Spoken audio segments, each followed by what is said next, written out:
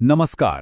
ચાલો આજે માનવ આંખની અંદરની દુનિયાની એક રોમાંચક સફર પર નીકળીએ.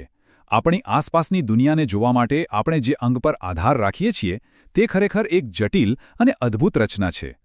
શું ક્યારેય વિચાર્યું છે કે આ રંગો, આકારો અને આપણી આસપાસની ગતિ આ બધું કેવી રીતે આપણા મગજ સુધી પહોંચે છે? આ આખી પ્રક્રિયા કોઈ જાદુથી ઓછી નથી અને એની પાછળનું વિજ્ઞાન તો એનાથી પણ વધારે રસપ્રદ છે. અને આ બધું શરૂ થાય છે માનવ આંખથી.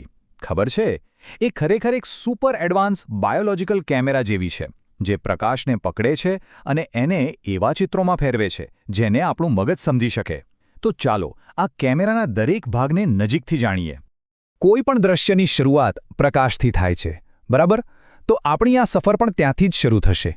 ચાલો પ્રકાશના એક કિરણની સાથે સાથે આપણે પણ આંખની અંદર જઈએ.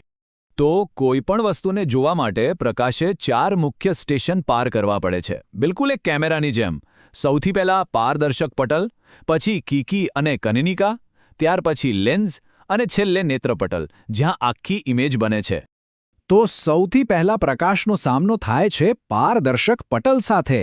સમજી લો કે આ આંખની સૌથી બહારની એક પારદર્શક બારી છે. એનું મુખ્ય કામ છે પ્રકાશના કિરણોને વાળીને એક જગ્યાએ કેન્દ્રિત કરવાની શરૂઆત કરવાનું. મોટા ભાગનું ફોકસિંગનું કામ તો અહીં જ થઈ જાય છે. પારદર્શક પટલની બરાબર પાછળ છે કનિનિકા, એટલે કે આઇરિસ. આ એ જ ભાગ છે જે આપણી આંખોને તેનો સુંદર રંગ આપે છે. પણ એનું કામ ખાલી સુંદર દેખાવાનું નથી. એ તો કેમેરાના એપર્ચરની જેમ કામ કરે છે, એટલે કે કેટલો પ્રકાશ અંદર જશે તે નક્કી કરે છે. કનિનિકા પોતાની વચ્ચે રહેલી કીકીના કદને કંટ્રોલ કરે છે. જ્યારે આપણે તેજ પ્રકાશમાં હોઈએ ત્યારે કીકી નાની થઈ જાય છે અને ઓછા પ્રકાશમાં તે મોટી થઈ જાય છે. આ બધું જ એટલું ઝડપી અને ઓટોમેટિક થાય છે કે કોઈપણ કેમેરા કરતાં આપણી આંખ વધુ સ્માર્ટ લાગે. સારું, તો પ્રકાશે આંખમાં એન્ટ્રી લઈ લીધી અને એની માત્રા પણ કંટ્રોલ થઈ ગઈ. પણ હવે આવે છે સૌથી અગત્યનું કામ, એને એકદમ શાર્પ ફોકસ કરવાનો.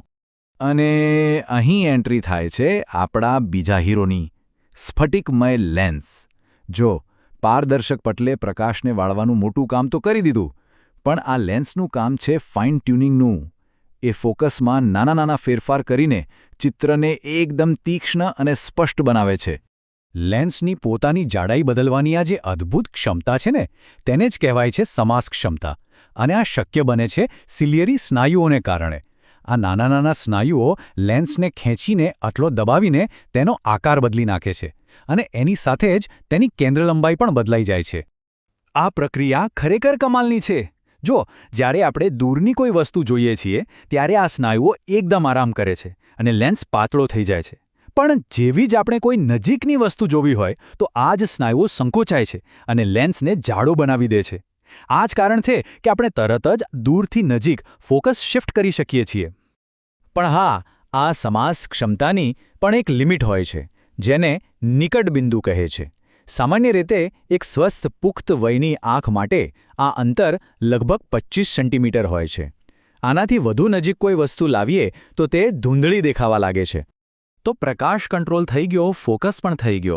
હવે આ ચિત્ર બનશે ક્યાં? એના માટે આપણે જવું પડશે આંખના સૌથી છેલ્લા અને સૌથી અગત્યના ભાગમાં. આ બધો ફોકસ થયેલો પ્રકાશ છેવટે નેત્રપટલ પર પડે છે, જે આંખની અંદરની સ્ક્રીન છે. પણ અહીં એક મજેદાર વાત છે. લેન્સને કારણે અહીં જે ચિત્ર બને છે એ વાસ્તવિક તો હોય જ છે, પણ ઉલટું હોય છે. તો પછી આપણને બધી વસ્તુઓ સીધી કેમ દેખાય છે? એનો જવાબ આગળ છે. કારણ કે નેત્રપટલ કોઈ સામાન્ય સ્ક્રીન નથી. એની પર લાખો કરોડો પ્રકાશ સંવેદનશીલ કોષો આવેલા છે. જેવો પ્રકાશ એમના પર પડે છે એ તરત જ પ્રકાશની ઊર્જાને ઇલેક્ટ્રિકલ સિગ્નલમાં ફેરવી દે છે. હવે આ ઇલેક્ટ્રિકલ સિગ્નલ્સ દ્રષ્ટિચેતા એટલે કે ઓપ્ટિક નર્વ નામના એક ખાસ હાઇવે પરથી સીધા મગજ સુધી પહોંચે છે. અને સાચો જાદુ તો અહીં થાય છે. આપણું મગજ આ સંકેતોને માત્ર સમજે જ નથી, પણ પેલા ઉલટા ચિત્રને તરત જ સીધું પણ કરી દે છે. એટલે જ કહેવાય છે કે આપણે આંખોથી નહીં પણ મગજથી જોઈએ છીએ. પણ શું આ અદ્ભુત સિસ્ટમ હંમેશા એકસરખી જ કામ કરે છે? ચાલો ટૂંકમાં એ પણ સમજી લઈએ કે સમય અને ઉંમર સાથે દૃષ્ટિમાં કેવા ફેરફારો આવી શકે છે. જુઓ, ઉંમર વધવાની સાથે આંખની લવચિકતા સ્વાભાવિક રીતે ઘટે છે. સિલિયરી સ્નાયુઓ નબળા પડવાથી નજીકની વસ્તુઓ પર ફોકસ કરવું થોડું મુશ્કેલ બને છે. ક્યારેક પેલો લેન્સ પણ ધૂંધળો થઈ જાય છે, જેને આપણે મોતિયો કહીએ છીએ. પણ સારી વાત એ છે કે આધુનિક મેડિકલ સાયન્સ પાસે આમાંની મોટાભાગની સમસ્યાઓનો ખૂબ સારો ઇલાજ છે.